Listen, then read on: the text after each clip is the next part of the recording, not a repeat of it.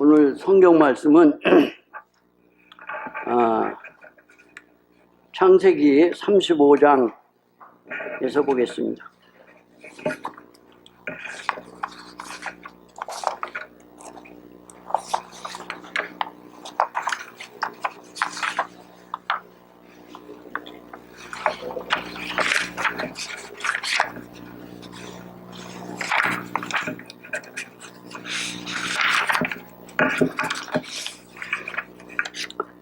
창세기 35장 1절 같이 읽겠습니다.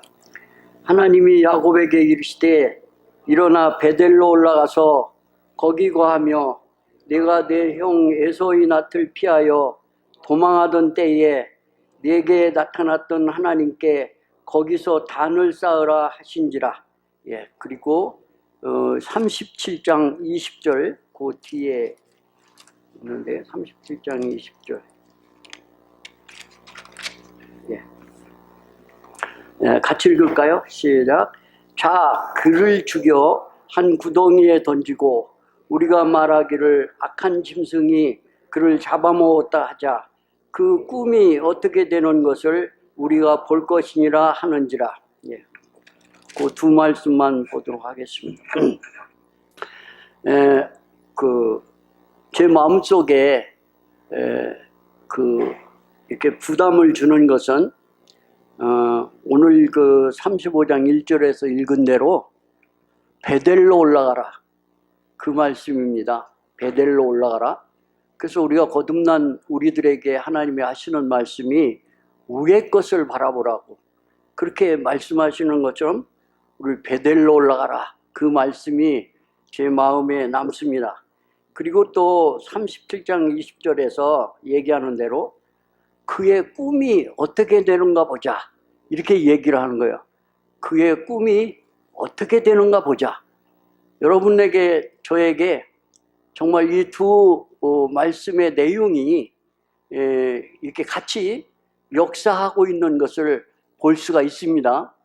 우리의 모든 삶은 베델로 올라가는 삶을 살아야 될 것이고, 또 우리가 우리를 바라보면서 기대하는 겁니다. 뭐냐면 꿈이 어떻게 되는가 보자. 우리들, 저와 여러분들 마음속에 주님이 꿈이 되셨어요. 그래서 이 꿈이 어떻게 되는가 보자. 이 두 가지의 내용을 가지고 이제 목사님이 안 계시는 동안 제가 이렇게 계속해서 서로 나누기를 원합니다. 하나님의 말씀은 비밀입니다. 그래서 이 말씀은 많이 읽지만 신학 박사가 돼도 이 말씀을 잘 몰라요. 학문적으로는 너무 잘할 수 있어요. 정말 저 사람을 덮을 사람이 없어, 이렇게 말할 수가 있어요. 그런데 문제는 이 하나님의 말씀이 내 마음이 열려져서 만져지지를 않는다고 하는 거예요. 정말 놀라운 것은 이 하나님의 말씀은 비밀이기 때문에 이 하나님이 열어서 우리에게 말씀해 주지 않으면 그 말씀은 나에게 말씀될 수 없음을 우리가 볼 수가 있습니다. 저는 항상 마음속에 그 정 목사님이 설교를 하시면서 말씀하신 예화들이 마음을 떠나지 않아요. 그리고 항상 그 예화들이 이렇게 남아 있어요. 그게 무슨 얘기냐면 어느 때인가 설교를 하시면서 그런 예화를 들었어요. 어떤 예화를 들었냐면 추운 겨울날 그 강에 추운 겨울이니까 얼음이 깡깡 오는 그런 때 아닙니까? 그럴 때 그 강에서 그 오리 한 마리가 그 물에다가 다리 하나를 딱 담그고는, 그러고는 목을 딱 꼬아가지고 날개 밑에다가 머리를 딱 박고, 그러고는 너무 편하게 쉬고 있는 거예요. 너무 편하게 쉬고 있어요. 이걸 어떻게 설명을 해야 되겠어요? 저는 그 얘기를 생각할 때마다 어떤 생각이 드냐면, 야, 하나님은 참 비밀이시다. 모든 생명은 그 생명 안에 비밀이 있다고 그렇게 제 마음을 이렇게 깨워주는 것을 볼 수가 있어요. 그리고 또 한 얘기가 있는데 뭐냐면, 그 어느 때가 그런 말씀을 하셨어요. 뭐라고 얘기하시냐면, 큰 소가 뭘 먹고 사냐고. 큰 소가 뭘 먹고 삽니까? 큰 소가 풀을 먹고 살잖아요. 그 풀을 열심히 뜯어먹고 사는데, 근데 그 큰 소가 풀 먹고 뭘 만드는지 아느냐는 거예요. 그 큰 소가 풀 먹고 뭘 만듭니까? 예? 우유를 만들어요. 그래서 사람들의 자녀들을 먹이고 키울 수 있는 이 귀한 우유를 만들어요. 우리는 좋은 음식을 먹어야지 좋은 걸 만들 수 있다고 그렇게 생각을 하지만은, 그러나 하나님의 원리는 그렇지 않아요. 뭐냐면 하나님의 법대로 그렇게 진행되어 가는 그런 것을 우리가 볼 수가 있습니다. 그래서 하나님의 말씀은 비밀이라는 거예요. 그래서 항상 우리의 마음에 하나님의 말씀을 통해서 열어주는 순간 우리는 자유해질 수 있어요. 주님, 그렇습니다. 그러면서 이 모든 말씀이 다 내 것이 돼요. 그런데 아무리 이 말씀을 들고 다녀도 이 말씀하고 나하고 아무 상관이 없는 그런, 머리로는 다 알아요. 예수님이 나를 구원해 주셨다고, 예수님은 나의 주인이라고. 그런데 나와 여러분들의 마음의 의자에는 예수님이 앉아 계신 것이 아니라 나 자신이 앉아서 나를 주관해 가고 있는 것들을 볼 수가 있는 것입니다. 성경에는 크게 두 가지의 내용을 얘기를 하고 있어요. 그게 뭐냐면 긍휼이라는 말이에요. 하나님이 우리를 긍휼히 여기셨다, 이렇게 얘기해요. 그 긍휼이란 말 속에 담고 있는 게 뭐냐면, 정말 우리가 어쩔 수 없는, 그러니까 해도 안 되는, 정말 정말 지겹다, 그렇게 우리가 얘기를 하는데, 지겹다는 말이 왜 그렇습니까? 해도 안 되고 해도 안 되고 해도 안 되고 계속 해도 안 되는 거예요. 그러니까 끝에는 뭡니까? 지겹다고. 정말 지겹다. 누가 지겹습니까, 여러분? 누가 그렇게 지겨워요? 우리가 살면서 누가 그렇게 지겹다고 느끼십니까? 우리 남편이 지겹습니까? 아내가 지겹습니까? 우리 손자가 지겹나요? 며느리가 지겹나요? 어쨌든 우리는 지겹다는 말을 사용을 해요. 왜 그러냐면 이 말 속에는 하나님의 긍휼하심 속에 나타나는 우리들의 현상이에요. 정말 어쩔 수가 없구나, 그렇게 우리는 생각을 할 수가 있어요. 정말 우리들의 부끄러운 치부는 가려질 수가 없는 거죠. 가려질 수가 없어요. 우리들의 부끄러운 치부가 가려질 수가 없어요. 그래서 정말 나라고 하는 존재가 나타날 때 이걸 어떻게 할까? 어떻게 할까? 하나님의 긍휼하심 속에 나타나는 우리들의 모습이에요. 그래서 우리들이 정말 어쩔 수 없는, 채워지지 않는 모습. 우리는 구원받고 살아간다고 하면서 나는 이렇게 하니까 내가 가득히 내 안에 나는 충만해, 나는 감사하고 살고 있어 라고 말할지는 모르지만, 실상 우리들 마음에 문을 열어보면 아직도 부족해요. 아직도 부족함을 느끼면서 무언가를 채우기를 원하는 게 우리들의 모습입니다. 그래서 우리는 정말로 채워지지 않는 그릇이에요. 여러분, 우리는 이렇게 보면 이거 별거 아닌 것 같잖아요. 우리가, 나 자신이 이거 별것도 아닌 것 같아요. 그런데 이게 얼마나 큰 그릇인지 이걸 채울 길이 없는 거예요. 여러분에게 무엇을 갖다 주면 여러분이 웃을 수 있습니까? 여러분 마음이, 제 마음이 뭘 채우면 채워질 수 있느냐는 거예요. 우리가 예수를 믿는 믿음의 삶에 대해서 많이 생각하고, 하나님은 이런 걸 좋아할 거야 라고 생각하면서 하나님이 좋아하는 것을, 그러니까 오늘도 교회에 열심히 나가는 것, 열심히 하는 것 하지 말라는 뜻은 아닌데, 그렇게 하는 것으로 내 마음이 채워질 것만 같지만 사실은 채워지지 않는 게 우리들의 모습입니다. 그래서 주님의 그 긍휼하심은 우리의 마음속 깊이에 와서 그 우리들에게 한없이 모자란 그런 모습을 바라보고 있는 거예요. 그러면서 이제 뭡니까? 정말 채워지지 않는 이런 모습 속에서 가늠하다 잡힌 여자의 모습과도 같죠.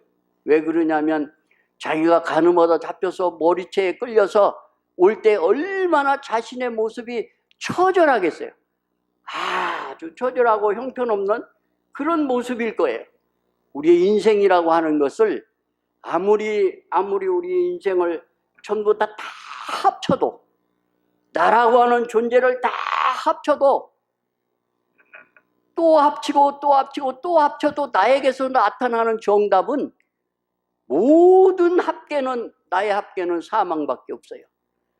나에게는 죽음밖에 없다고 하는 거예요.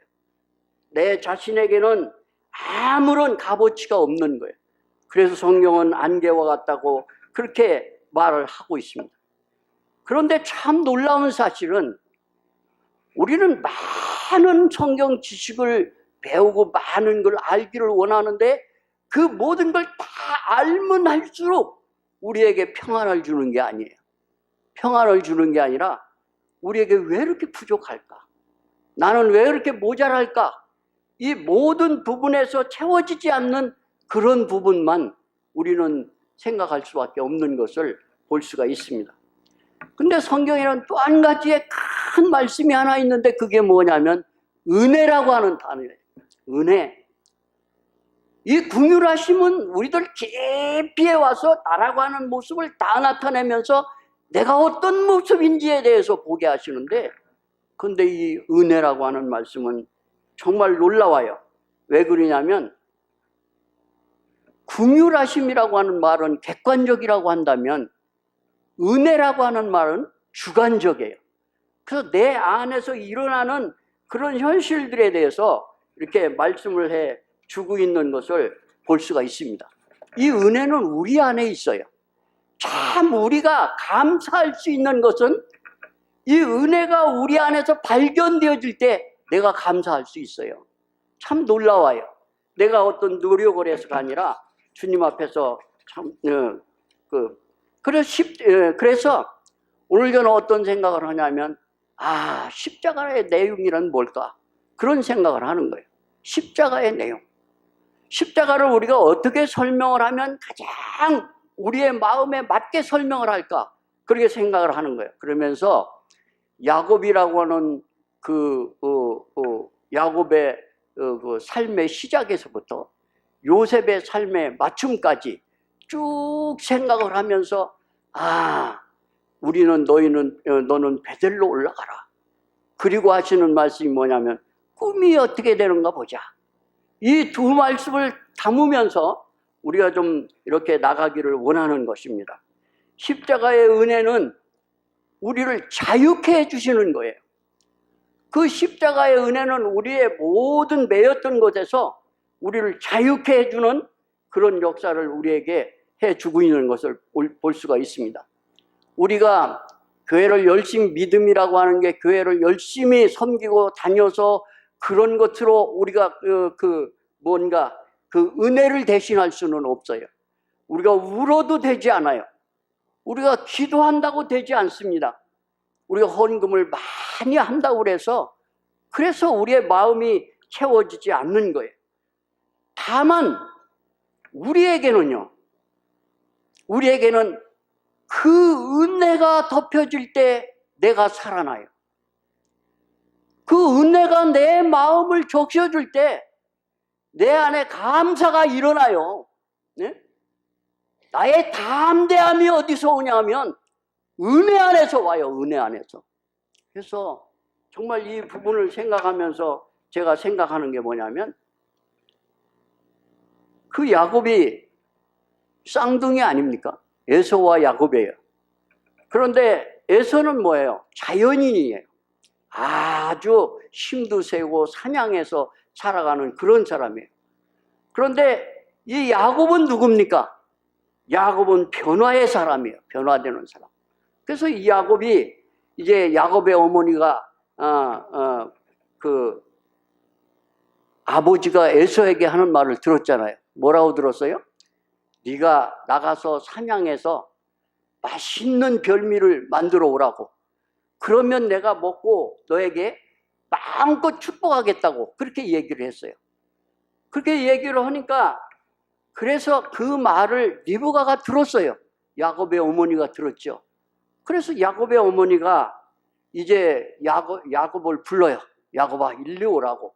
그 오니까 너는 가서 염소 새끼, 그 염소떼에 가서 그 염소 새끼를 가져오라고. 그러면 내가 너에게 맛있는 별미를 만들어 줄 거니까 이것을 가지고 와서 아버지의 축복을 받으라는 거예요. 27장 13절에 12절에서 그 얘기를 합니다.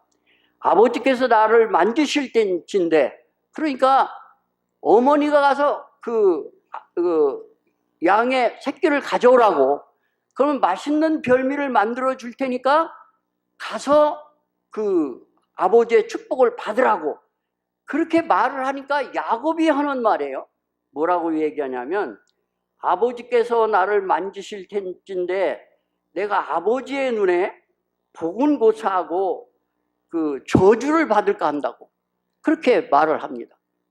여러분, 정말 복은 고사하고 저주를 받을까 한다. 그 얘기를 하는데 13절에서 뭐라고 얘기하냐면, 어머니가 그에게 이르되 내 아들아, 너의 저주는 내게로 돌리리니 내 말만 듣고 따르라. 내 아들아, 너의 저주는 다 내게로 돌려. 이렇게 얘기를 합니다. 이게 어디서 우리에게 들려오는 음성 같지 않습니까? 예? 어디서 저와 여러분에게 그렇게 말해주고 있는 음성이 들려오고 있잖아요. 어디서 그래요? 주님의 십자가는 나와 여러분들에게 그렇게 말해주고 있는 거예요. 모르게 말해줘요. 너의 모든 저주는 다 나에게 돌려라. 예수님은 우리에게 그렇게 말씀을 해주고 있어요. 그래서 세상 죄를 지고 가는 어린 양이라고 말씀하십니다. 우리의 속에 있는 모든 걸 다 가지고 가서 그가 십자가에서 달리셨어요. 그래서 그 죽으심으로 말미암아 여러분과 나에게 외치는 음성이 뭐냐면, 너의 저주는 다 나에게 돌리라고. 구원받는 게 뭡니까? 구원받는 것이 우리가 생각할 때, 제가 이제 새신자반을 맡고 있다 보니까 이제 그 부분에 대해서 관심이 많아졌어요. 구원받는 것이, 우리는 생각하기를 내가 어떻게 해야 구원받을 줄로 그렇게 기대를 하고 그렇게 하려고 노력을 해요. 그런데 구원은 하나님의 선물이에요. 하나님이 어떤 것을 만들어 놓고 그것을 나에게 주실 때, 그걸 받을 때 나는 구원을 받는 거예요. 그래서 이 말씀 속에서 읽을 수 있는 게, 너의 저주는 다 나에게 돌려라. 여러분 어때요? 여러분이 지금까지 살아오면서 살아온 모든 삶 속에 여러분의 학계는 얼마입니까? 에? 어때요? 내가 과거를 돌아보면서 내 인생이라고 하는 걸 돌아보면서 전부 다 계산을 하는 거예요. 이때는 이랬고 이때는 이랬고 빼고 보태고 해서 결론이 뭐예요? 결과가 뭡니까? 기쁨입니까? 행복입니까? 충만입니까? 그저 내가 뒤를 돌아볼 때마다 느낄 수 있는 나라고 하는 자신은 걱정과 두려움과 이런 것밖에는 없어요. 그래서 나라고 하는 것을 다 합치면 나의 학계는 사망밖에 없는 거예요. 이 사망밖에 없어요. 자, 이런 나에게 주님이 오늘도 이 야곱에게 어머니가 하시는 말씀처럼 모든 저주는 다 나에게 돌려라. 오늘도 우리는 자유케 될 수 있는 음성이 하나 있습니다. 그게 뭐냐면, 내가 무엇을 노력해서 자유케 될 수 있는 게 아니라 하나님의 말씀의 계시가 우리에게 열려져서 그 십자가의 음성이 나에게 들려질 때 내가 자유케 될 수 있어요. 너의 모든 저주는 다 나에게 돌려라. 나에게 돌리라고. 여러분, 지금 우리에게 와준 모든 저주는 다 예수님에게 돌려집니까? 맡겨집니까? 어때요? 정말 그렇게 맡겨야 돼요. 나는 뭐 구원받은 지가 30년 됐으니까 나는 이런 사람이야 헐지라도 그 속에서 사탄이는 송사할 수 있고 그 속에서 사탄이는 넘어지게 할 수 있어요. 그 모든 대답이 뭐냐면 예수 그리스도가 대답이에요. 그 모든 대답이 주님이 대답이에요. 그리고 또 얘기를 합니다. 27장 16절에 또 염소 새끼에 이제 야곱이 그 어머니에게 염소 새끼를 가져왔더니 염소 새끼의 가죽을 그의 손과 발목 매끈매끈한 곳에 입히고 그 염소 새끼를 잡아가지고는 그 가죽을 가지고 야곱과 에서의 다른 점이 뭐예요? 에서는 털 사람이고 야곱은 매끈매끈한 사람이에요. 그 말을 바꾸면 어떤 말이 되겠어요? 나는 하나님의 축복을 받을 수 없는 자입니다. 모자란 사람이에요. 나로서는 어떻게 할 수 없는 사람이에요. 그런데 어떻게 했어요? 그런데 이 한 마리의 양의 가죽을 벗겨서 야곱의 매끈매끈한 부분에 다 발라주셨어요. 그게 우리가 주일학교 때부터 듣던 얘기라고 그렇게 드러내기시지 말고 정말 나의 부족한 부분에 그 매끈매끈한 부분에 발라진 것이 한 마리의 양이 죽어서 그 양의 가죽으로 발라진 것처럼, 그러니까 아담이 죄를 지었어요. 아담이 죄를 짓고 나서 하나님이 오셔서 아담을 부르십니다. 아담아, 네가 어디 있느냐? 이렇게 부르시니까 아담이 내가 죄를 지었으면 두려워서 숨었다고 얘기를 합니다. 그러면서 그 아담이 한 일이 있죠. 뭘 해요? 나뭇잎을 엮어서 치마를 해 입는 거예요. 옷을 해 입어요. 그런데 그 아담이 해 입은 나뭇잎의 옷은 햇볕이 비춰지면 다 망가져 버리고 마는 거예요. 그 말을 우리가 생각할 때 우리가 만드는 어떤 것도 다 나만 할 수가 없다고 하는 겁니다. 하나님 앞에서 드러나지 않을 것이 없어요. 이 부끄러운 수치가 다 드러나 버릴 수밖에 없어요. 그래서 하나님이 그 아담에게 한 일이 뭡니까? 한 마리의 양을 잡아서 그 가죽을 가지고 옷을 해 입혔어요.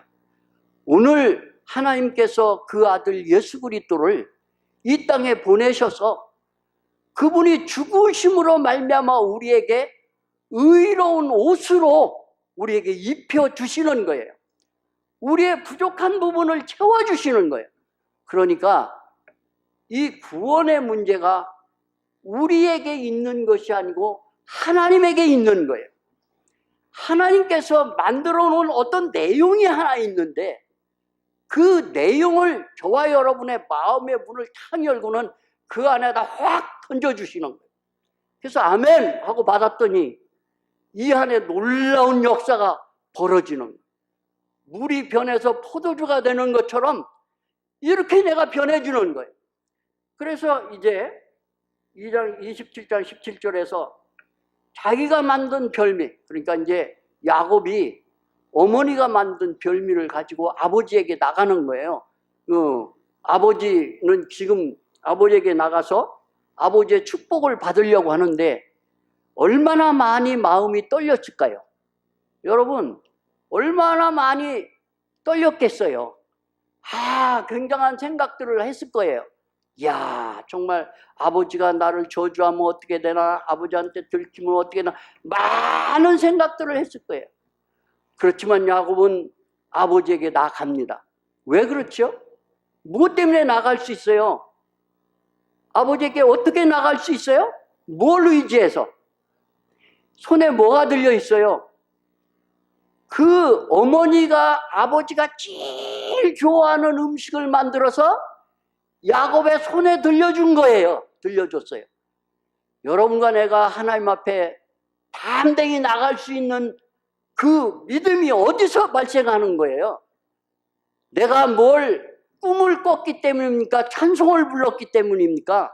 아니면 성경을 몇 번 읽었기 때문이에요? 어떤 것도 나의 것이 거기에 포함되어 있지 않아요. 다만 예수님은 내 오른손에 맛있는 음식이 되어 주셨어요. 그래서 십자가에서 그분이 죽으시고 장사 지낸 바 되었다가, 무덤에 장사 지냈죠. 되었다가 그분이 부활하셔서 부활의 생명으로 하나님 보좌 우편에 앉으셨어요. 자, 나사로의 무덤가에 가셔서, 이 나사로가 죽어있는 무덤가에 가셔서 예수님이 말씀하셨어요. 나사로야, 나오느라. 그 말씀이 떨어지니까 나사로가 나왔어요. 이 우리들의 마음에, 그러니까 나사로의 무덤이 있는가 하면 이 세상에 살아가는 우리들의 모든 무덤 앞에 그 예수님이 서셨어요. 왜 그러냐면 죄의 삭은 사망이라고 했기 때문에 우리는 모든 죄의 대가로 말미암아 죽어서 무덤 가운데 있는 그런 모습들이에요. 그 모습 앞에 오늘 주님이 오셔서 나사로야 나오느라 그렇게 말하는 거예요. 그것처럼 그 야곱이 그 손에 어머니가 만든 맛있는 별미를 가지고 가는 거예요. 제가 오늘 이 얘기 속에서 나누고 싶은 한 가지가 있어요. 여러분, 구원받을 때 구원의 내용이 뭡니까? 구원의 내용이 뭐죠?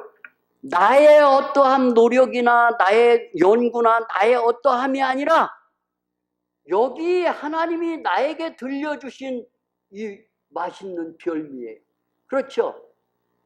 예수님이 십자가에 죽으셔서 그 하나님이 가장 기뻐하시는, 놀랍게도 하나님이 받으실 수 있는 것은 이 세상에 딱 하나밖에 없어요. 그게 뭔지 아십니까? 예수님 한 분밖에 없다는 거 하는 거예요. 이 예수님의 그 과정을 거치신 예수님의 내용을 우리 손에 들려주셨어요. 들려주시고 아버지께 담대히 나아가라고 얘기하고 있는 거예요.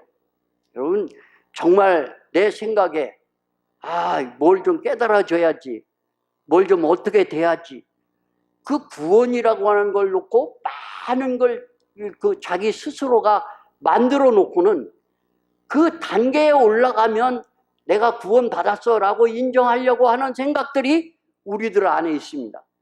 내가 하나님의 자녀가 되려면 적어도 이렇게까지는 해야지 라고 우리는 기준을 설정해 놓고 있어요.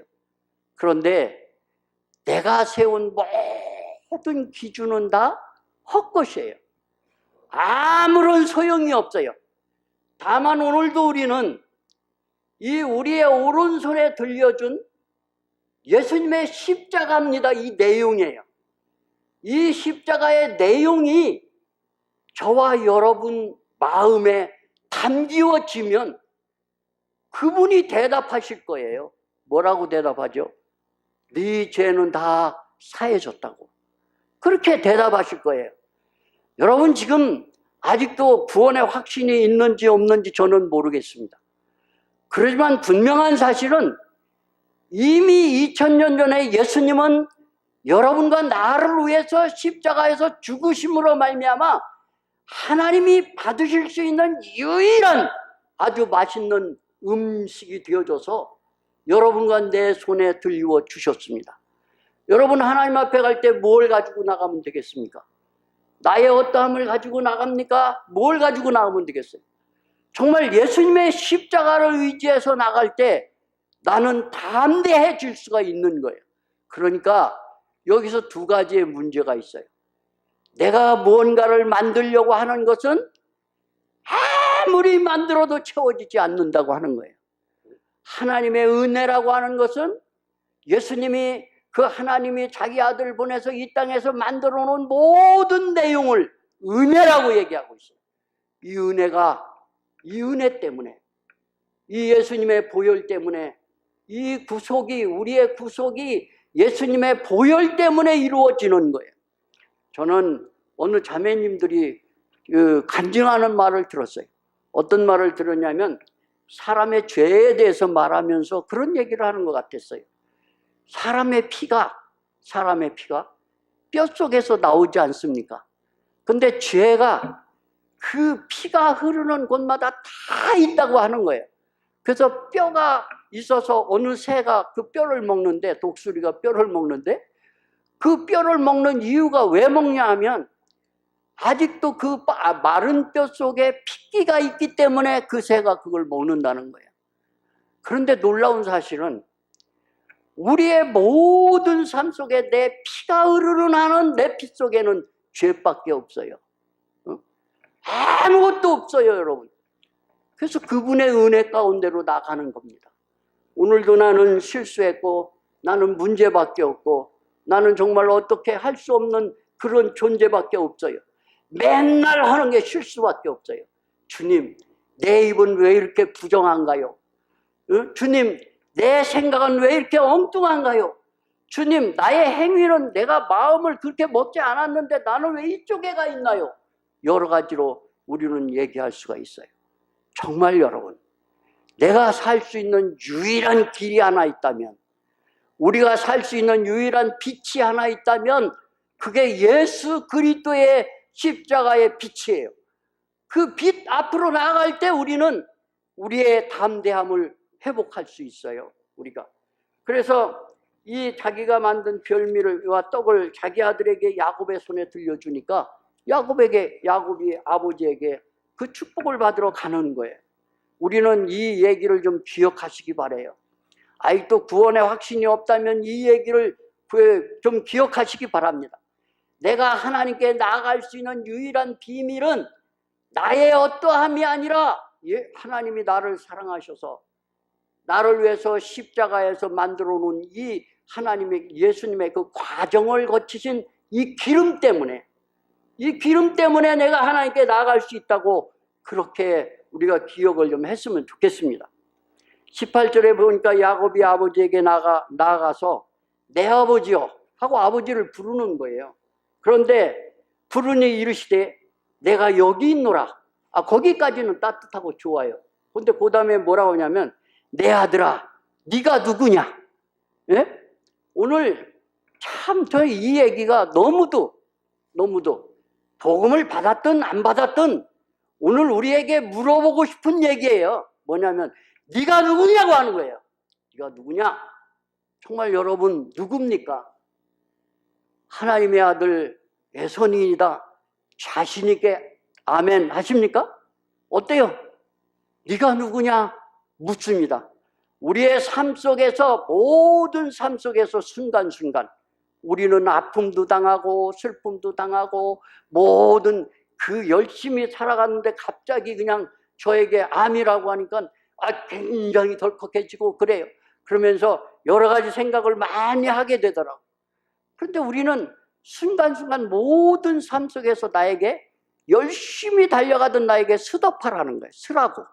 그래서 쓰면 그 하나님이 하는 말이 네가 누구냐 묻는 거예요. 물으시던가요? 안 물으시던가요? 우리의 삶 속에서 하나님이 그렇게 나에게 다가와서 물어보시는 걸 볼 수가 있습니다. 그때 우리가 어떻게 대답할 수 있었어요, 여러분?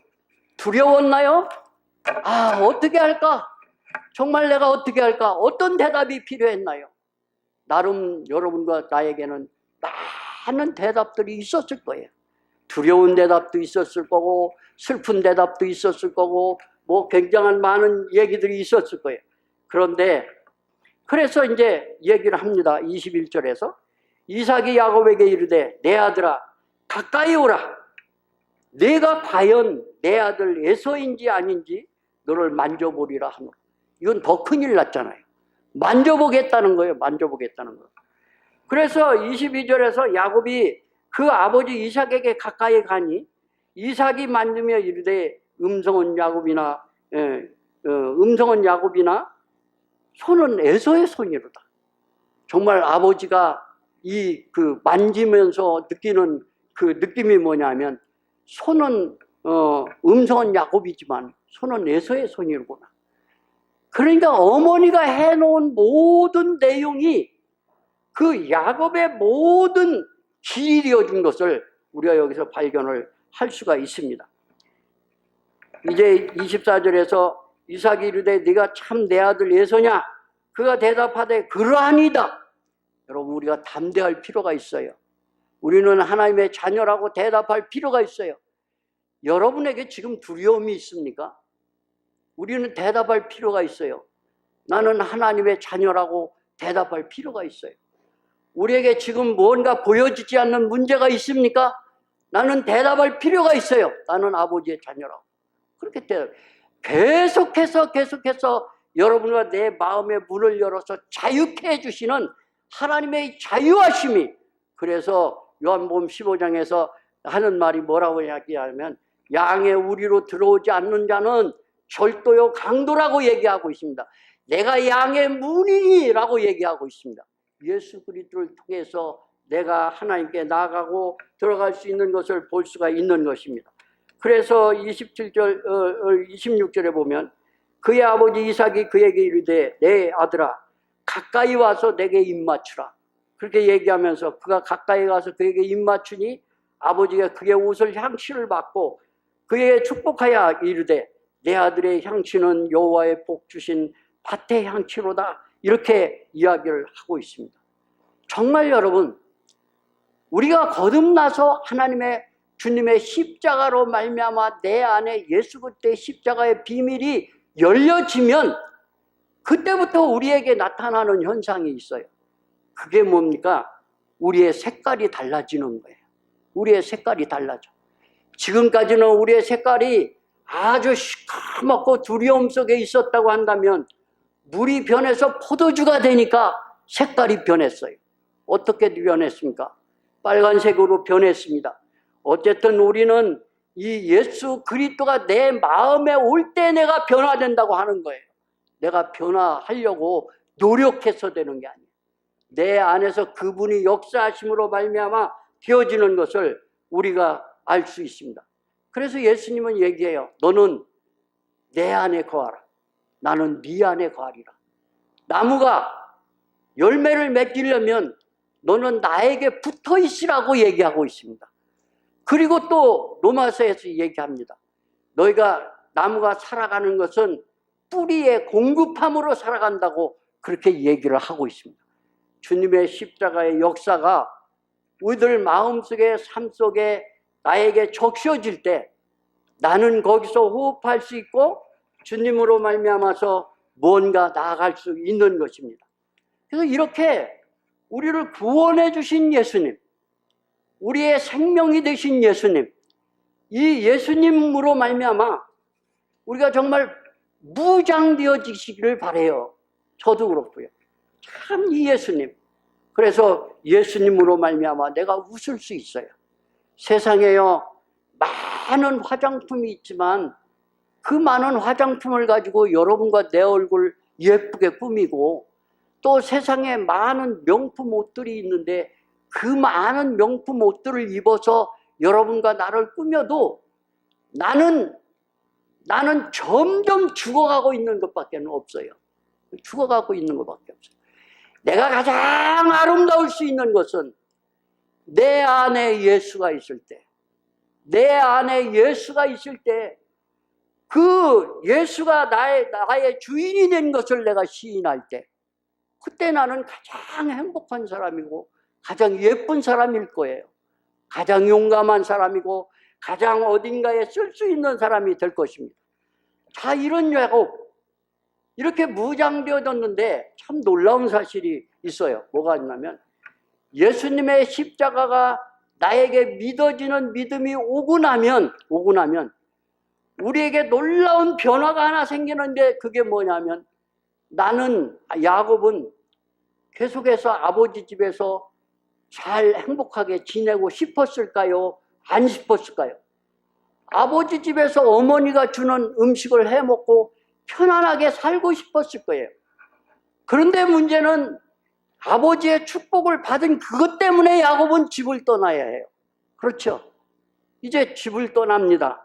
떠나는데 야곱이 이제 그 외삼촌 라반의 집을 향해서 떠나는데 창세기 28장 10절에 보면 야곱이 부엘사바를 떠나 하란으로 향하여 가더니 한 곳에 이르러는 해가 진지라. 거기서 유숙하려고 그곳에 한 돌을 가져다가 벽에로 삼고 거기 누워 자더니 야곱이 부엘세바로 가는 거예요. 가다가 그런데 여기에는 이 야곱이 집을 떠나면 광야예요. 그렇죠? 집을 떠나면 광야예요. 그런데 참 놀라운 사실은 오늘 좀 생각하기를 원하는 것은 성경 안에서 예수님을 가르쳐서 말하는 단어가 하나 있는데 그게 뭐냐면 다듬은 돌. 어때요? 요 다듬은 돌을 말할 때 예수님을 말하는 겁니까? 어때요? 예수님을 말하는 거예요. 다듬은 돌. 그리고 또 있어요. 뭐냐면 뜨는 돌. 뜨는 돌. 이 돌을 얘기해요. 또 있죠. 머릿돌. 머릿돌이 되신 예수님. 그리고 모퉁이 돌. 이 모퉁이 돌이 되신 예수님이에요. 그리고 이제 베드로전서 2장 4절에 보면 사람에게는 버림받았으나 하나님께는 택하심을 입은 보배로운 산 돌이신 예수에게 나아가. 예수에게 나아가. 산 돌이라고 얘기를 하고 있어요. 예수님. 그러니까 이 야곱이 이 광야를 나가서 첫밤에 잠을 자는데 이 돌을 가져다가 벽에 하고 누웠습니다. 이 야곱이 광야에서 쉴 수 있는 방법이 뭐냐면 돌 위에 자기의 머리를 넣는 거예요. 돌 위에. 근데 이 야곱은 뭘로 만든 사람이죠? 야곱이 뭘로 만들었어요? 우리 사람 뭘로 만들었죠? 흙으로 만들었어요. 자, 이 흙으로 만든 인생이 이 돌 대신 예수님을 비고 있는 거예요. 이 돌은 예수 그리스도를 가르쳐주고 있는 겁니다. 예수 그리스도를 가르쳐주고 있어요. 그래서 이 보배로운 산 돌이 되었어요. 그래서 고린도전서 10장 4절에서 다 같은 신령한 음료를 마셨으니 이는 그들을 따르는 신령한 반석으로부터 마셨으며. 그러니까 이게 무슨 얘기를 하냐면 이스라엘 백성들이 광야에 가서 목이 마르다고 물을 달라고 두 번째로 얘기했을 때 모세에게 하신 말이 뭐예요? 뭐였죠? 반석을 치라고. 반석을 쳤더니 뭐가 나왔어요? 물이 나왔어요. 그래서 그 백성들이 다 먹을 수 있는 그런 물이 나왔어요. 정말 우리에게 영원한 생수가 될 수 있는 것은 광야를 걸어가는데 목마르지 않을 수 있는 생수가 될 수 있는 것은 예수 그리스도밖에 없어요. 예수님에게서 나오는 그 영원한 생수가 우리에게 영원한 안식을 허락해 줄 거예요. 그래서 고린도서 4장 7절에서 뭐라 하냐면 질그릇에 보화를 가졌으니 이렇게 얘기를 합니다. 질그릇에 보화를 가졌다고. 우리를 가르쳐서 질그릇이라고 하는 거예요. 질그릇. 자, 이런 질그릇을 들어서 이 돌 위에다가 딱 놔버리면 어떻게 되겠습니까, 여러분? 깨어져 버릴 거예요. 마치 이걸 생각하면 어떤 생각이 나죠? 기도원이 그 적군의 진에 들어갈 때에 항아리에다 뭘 가지고 왔어요? 횃불을 담아서 가지고 왔죠. 그래서 이렇게 공격하라 할 때 뭘 깨라고? 항아리를 깨라고. 했더니 뭐가 나와요? 빛이 비춰지는 거예요. 자, 야곱이 이제 지금부터 구원의 확신을 가지고 나아가면서 그의 모든 삶 속에서 이제 그 숙제가 있다면 나는 죽고 내 안에 그리스도가 산다. 네. 그거 말하도록 만드는 거예요. 그거 말하도록 만들어. 나는 죽고 내 안에 그리스도가 산다. 그런데 여러분, 나는 죽고 하니까 우리가 생각을 해요. 아, 죽어야지. 죽는 거 맞아요. 죽어야 돼요. 죽어야지. 죽는 거 맞아요. 죽어야 돼요. 그런데 어떻게 죽어야 됩니까? 나는 죽었다. 나 지금 숨 안 쉬어. 나 죽었어. 나 죽었어. 그렇게 하지만 누가 와서 발길로 툭 차버리면 벌떡 일어나서 뭐라고 하겠어요? 왜 나를 쳐냐고. 내가 죽었는데. 근데 죽었는데 왜 감각이 느껴지느냐 이 말이에요. 왜 일어나느냐 이 말이에요. 내가 죽은 게 어떤 거예요? 죽은 채 하는 것이 죽은 게 아니라 내가 죽었다. 어떤 게 죽었어요, 여러분? 뭐가 죽었어요? 예수가 내 안에 와 있을 때 내가 죽는 거예요. 예수가 내 안에 와서 나의 주인이 될 때 내가 죽어요. 내가 폭이 되어져요. 내가 깨어져요. 그래서 그 예수님으로 말미암아, 그래서 예수 믿고 구원받고 살아가는 모든 사람들의 모든 과정이 뭐냐면 변화예요. 계속해서 변화해 가는 거예요. 계속 변화해 가요. 그런데 그 변화가 어떤 변화냐면 내가 자꾸 방법을 고쳐서 반짝반짝한 사람으로 자꾸 나아가는 게 변화가 아니라 계속해서 내가 깨어지는 거예요. 내가 깨어지고 또 깨어지고 또 깨어지고 자꾸 부서지면서 내가 부서지는 만큼 내 안에 있는 보화는 점점 더 이렇게 나오는 거죠. 옛날에 정 목사님 그런 얘기 해주셨는데 그지가 그 금덩어리를 하나 딱 여기 품에 갖고 있었대요. 그러니까 그지가 품에 그 금덩어리 큰 놈을 갖고 있는데 그래서 이 그지니까 밖에서 잘 거 아닙니까? 밖에 자니까 사람들이 발로 퉁퉁 차면서 저리 가라고 저기 가라고 그렇게 하는데 그지가 뭐라고 하는 줄 아십니까? 속에서 네가 나를 찰지라도 내가 요거 팔으면 너보다 더 잘 살 수 있어. 예? 이게 아닙니까? 항상 우리가 죽는 것은 내가 죽었다 어떤 것을 만드는 것이 내가 죽는 게 아니라 예수가 내 안에 담겨질 때 주님 나는 아무것도 할 수가 없습니다.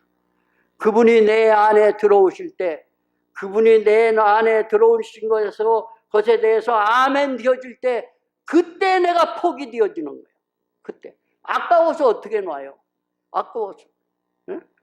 아까워서 어떻게 놔요? 아까워서 돈이 몇 천만 원이 있는데 그거를 아까워서 못 놓는 거예요. 하여튼 우리 인간 사회에 있는 모든 방법을 다 써서 그걸 붙잡으려고 그냥 애를 쓰는 거예요. 그렇게 끈질거려요. 소 심줄보다도 찔긴 게 우리들 속에 있는 나의 육이에요. 이런 것인데 그런데 이상한 일이 있잖아요. 뭐가 있냐면 내가 아무리 죽어야지 포기해야지 이러면 안 되지 이러지 말아야지 내가 예수 믿는 사람인데 적어도 내 안에 예수님이 계신데 그렇게 하면서 그걸 포기하고 놀라고 그러는데 놔지나요? 안 놔져요. 그런데 이상한 기적이에요. 하나님의 말씀은 비밀이라고 계시라는 거예요. 하나님의 말씀이 열려져서 그 주님이 나에게 보여지면 이분이 왜 이렇게 커 보이는지 그 돈 몇 천만 원이 없어도 살 수 있는 이렇게 큰 분으로 보여지는 거예요. 네? 그거 없어도 내가 산다는 거예요, 여러분. 그거 없어도 내가 살아. 야곱의 인생 속에 그렇게 역사해 가고 있어요. 여러분과 나를 구원하신 하나님은 여러분과 나의 인생의 삶을 통해서 그렇게 역사해 가고 있어요. 그거 없어도 산다는 거예요. 그거 아니어도 나 때문에 나로 말미암아 살으라는 거예요. 우리는 마음이 흔들리지 말아야 돼요. 세상은 너무 요란해요. 요즘은 막 가을이라고 놀러들 많이 가요. 저는 맨날 집에서 시청구를 받는데 그게 뭐냐면 놀러 안 간다고 많이 혼나요. 그리고 어디 생각을 안 한다고 많이 혼나요. 근데 이상해요. 뭐냐면 정말 내가 가기 싫어서가 아니라 가고 싶은 생각이 없어요. 없어. 그거 갔다 오면 떠난 것인데 뭘 그렇게 그걸 해야 되나? 그리고 이분이 나에게 있으면 이분으로 말미암아 계속해서 제 생활이라고 해서 맨날 웃을 일만 있겠습니까? 제 생활이라고 해서 아픔은 없고 즐거움만 있겠습니까? 아니에요. 저에게도 큰 아픔이 있어요. 제가 말을 안 해서 그렇지. 저에게도 정말 어떻게 할 수 없는 기가 막힌 웅덩이가 있어요. 그런데 놀라운 것은 그분과 동행해 나아갈 때 그분이 나의 앞에 모든 길이 되어 주신다는 거예요. 너무 감사해요. 주님이 또 열어주시고 기다려라. 하나님 나 답답합니다. 기다려. 조금만 기다려라. 기다려. 하나님의 말씀은 나를 내가 기다릴 수 있도록 만드세요. 네. 내가 뭔가 집에서 놀러 안 가도 될 수 있도록 나를 만드세요. 그거 없어도 살 수 있도록 만드세요. 어쨌든 이것이 제 얘기가 아니라 여러분의 얘기입니다. 구원받고 믿음으로 살아가는 여러분들의 삶이에요. 예수님으로 말미암아 충만한 믿음의 삶이 되시기를 바랍니다. 시간이 많이 갔으니까. 그래서 다음 시간에 연결해서 제가 계속 같이 나누도록 하겠습니다. 어쨌든 예수님은 나의 보호하세요. 그분이 나에게 있을 때 옛날 강권사님이 그랬어요. 와, 추운 겨울날요. 이걸 다 열어놔요.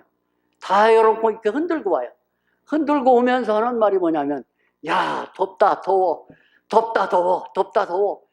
참, 먼저 가신 정권사님이나 조권사님이나 강권사님이나 이 가신 분들 생각하면서, 야, 대단한 분들이다. 왜 그러냐면, 사람으로는 할 수 없는 정말 위대한 믿음의 삶을 살고 간 분들이구나. 그렇게 생각이 되어집니다. 어쨌든 하나님의 은혜는 나와 여러분들을 붙드셨습니다. 그리고 계속해서 끌어갈 것입니다. 내 마음에 채워져야 되는 건 하나님의 은혜이지 나의 어떠함이 아닙니다. 나를 담으면 맨날 배고파요. 나를 담으면 채워지지 않아요. 세상을 담으면 채워지지 않아요. 다만 여러분과 내가 감사할 수 있는 채워짐은 예수님은 나의 주인이시다.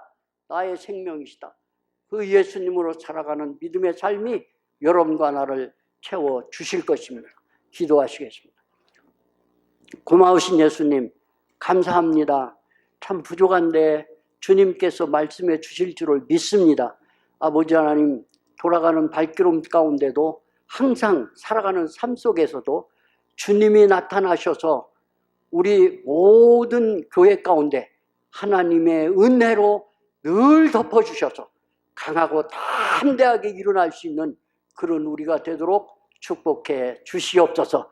주님 감사하고 이 모든 것을 주께 의탁드리오며 예수 이름 받들어 기도하옵나이다. 아멘.